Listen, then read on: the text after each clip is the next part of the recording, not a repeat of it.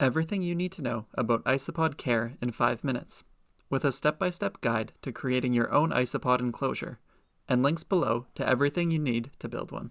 Let's get started. Any ventilated container will work, but I recommend plastic tubs, as they're easy to modify. They're also easy to stack, which is helpful if you have multiple species. The only thing you need to do to convert a plastic tub into an isopod enclosure is to create some ventilation. The best way to do that is to make some holes.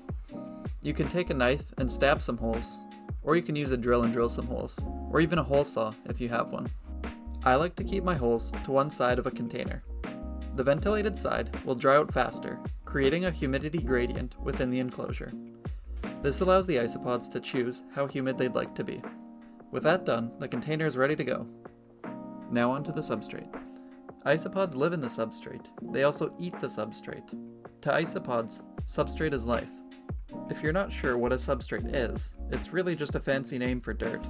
There are many different substrate options, and each isopod enthusiast has their own recipe they swear by. In the wild, most, but not all isopods, inhabit the O-horizon, the topmost layer of soil, comprised mostly of decaying organic matter, such as twigs, leaves, and decomposing plants. Recreating the O-horizon in an enclosure is pretty simple. You can use a mix of pretty much everything you would find outside on the ground. Here's a list of commonly used ingredients. Picking one or two items from each column is a good way to build a basic substrate. The exact recipe you settle on is as much an art as it is a science. Personally, I keep things simple and just use 100% organic potting soil. While perhaps not the most optimal, my isopods are thriving on it. It's important to moisten your substrate to provide the isopods with water. It's essential to top it off with a layer of dead leaves. The isopods will eat and live among the leaf litter. As a final touch, I like to add a piece of cork bark. They really seem to enjoy it. With the substrate complete, all we have to do is add some food. Isopods will eat pretty much anything. They're detrivores, meaning they eat dead organic matter.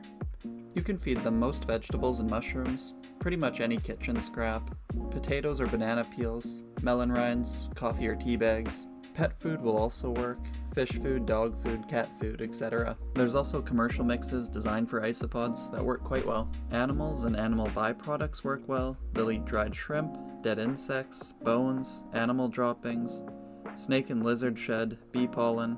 Isopods also require a calcium supplement for the proper development of their exoskeleton.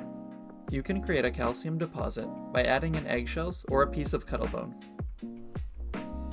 Alternatively, you can add your own fingernail clippings. It's not like you're using them. With that final nugget of knowledge, that's everything you need to know about isopods.